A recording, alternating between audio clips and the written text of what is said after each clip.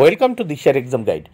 প্রিয় প্রথম শ্রেণীর পরীক্ষার্থী বন্ধুরা, তোমাদের জন্য এই ভিডিওটিতে আমি আলোচনা করতে চলেছি প্রথম শ্রেণী অর্থাৎ ক্লাস 1-এর তৃতীয় পর্যায়ক্রমিক মূল্যায়নপত্র 2025 অর্থাৎ থার্ড ইউনিট টেস্ট 2025-এর ক্লাস 1-এর গণিত বিষয়ের প্রশ্নপত্র সম্পূর্ণ সমাধান সহ এই ভিডিওটিতে আলোচনা করতে চলেছি। অবশ্যই দেখে নিতে হবে। পূর্ণমান 50, সময় 1 ঘন্টা 30 মিনিট। পরীক্ষার্থীর নামের জায়গায় তোমরা তোমাদের নাম লিখবে, ক্রমিক সংখ্যার জায়গায় রোল নাম্বার, বিদ্যালয়ের নামের জায়গায় তোমরা তোমাদের বিদ্যালয়ের নাম লিখবে। প্রাথমিক শিক্ষা পর্ষদের নির্দেশ অনুযায়ী নবপ্রবর্তিত পদ্ধতি অনুসারে প্রশ্নপত্রটি তোমাদের জন্য তৈরি হয়েছে। প্রথমে এক দাগে আমরা দেখে নেব। সবচেয়ে বড়টাই গোল করো। এই গোল করতে বলেছে সব থেকে বড়টাই 4 মার্ক। প্রথমে ক দাগে দেখব 15, 12, 30, 16, তাহলে সব থেকে বড় 30কে গোল করেছি। খ দাগে 20, 11, 14, 17, সব থেকে বড় 20তে গোল করেছি। গ দাগে 41, 36, 25, 48, সব থেকে বড় 48 গোল করেছি। ঘ দাগে 29, 55, 19, 32, সব থেকে বড় 55তে গোল করেছি। 2 দাগে দেখো ঠিক মতো এই চিহ্ন দুটি বসাও। দেখো দুটি সংখ্যার পরিপ্রেক্ষিতে যে সংখ্যাটি সব থেকে বড় তার দিকে থাকবে খোলা মুখ এবং যে সংখ্যাটি ছোট তার দিকে থাকবে বন্ধ মুখ। সবসময় মাথায় রাখতে হবে বড় সংখ্যার দিকে খোলা মুখ এবং ছোট সংখ্যার দিকে থাকবে বন্ধ মুখটি।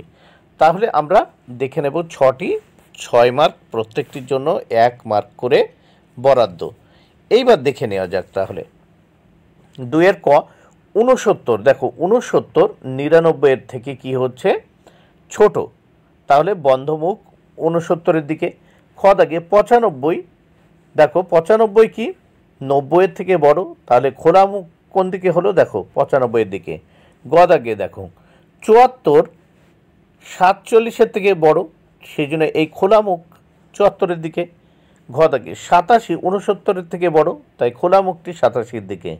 উঙ্গ দাগে 53 77-এর থেকে ছোট, তাই বন্ধ মুখটি 53-এর দিকে। চ দাগে 88 95-এর থেকে ছোট, তাই বন্ধ মুখটি 88-এর দিকে। নেক্সট আমরা 3 দাগে দেখব কি বলেছে দেখে নেওয়া যাক। আগের ও পরের মাঝের সংখ্যা লেখো। দেখো আগের ও পরের মাঝের সংখ্যা লিখতে বলেছে। 4টি করতে হবে, 4 মার্ক, প্রত্যেকটির জন্য 1 মার্ক করে বরাদ্দ। 3-এর ক 3-এর কথা এখানে বলছে দেখো 82 এরপরে কত হয় 83। এই 82 ঘর ফাঁকা ছিল, আমি 82 লিখে দিয়েছি। খ দাগে 44 এর পরে হয় কত 45, এই 45 আমি লিখেছি। গ দাগে 23-এর পরে কত হয় 24, এই 24 আমি লিখেছি, তারপর 25 দেওয়া আছে।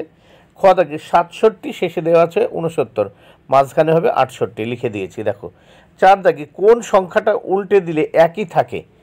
দেখো 6টি করতে হবে, এর জন্য রয়েছে 6 মার্ক। এখানে বলছে কোন সংখ্যাটা উল্টে দিলে একই থাকে, তাহলে দেখে নেওয়া যাক। এখানে ক দাগে 74 আছে, 33 আছে, 52 আছে, 31 আছে, 37। দেখো এখানে 33 উল্টে দিলে কিন্তু সেই 33ই থাকে, 3 10 3 33। খ দাগে দেখো 25 54 21 71 11, এই 11কে উল্টে দিলেও 11 হয়। গ দাগে 44 53 62 75 26, এই 44কে উল্টে দিলে 44ই হয়। ঘ দাগে 61 75 77 73 72, এই 77কে উল্টে দিলে কিন্তু 77ই হবে। অঙ্গ দাগে 18 28 88 75 63, এই 88কে উল্টে দিলে 88ই হবে। তারপর দেখো চ দাগে 35 47 83 22 49, এই 22কে উল্টে দিলে কিন্তু 22ই হবে। আমরা নেক্সট দেখব 5 দাগে। 5 দাগে কি বলেছে 1 যোগ বা বিয়োগ করলে কত হয় লেখো। দেখো 1 যোগ বা বিয়োগ করলে কত হয়। আমরা প্রথমে এখানে দেখে নিচ্ছি যে 6টি করতে হবে, 6 মার্ক, প্রত্যেকটির জন্য 1 মার্ক বরাদ্দ।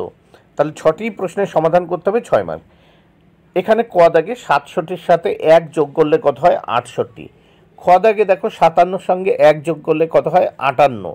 গ দাগে 45-এর সঙ্গে 1 যোগ করলে কত হয় 46। ঘ দাগে 65 থেকে 1 বিয়োগ করলে হয় কত 64। অঙ্গ দাগে 38 থেকে 1 বিয়োগ করলে কত হয় 37।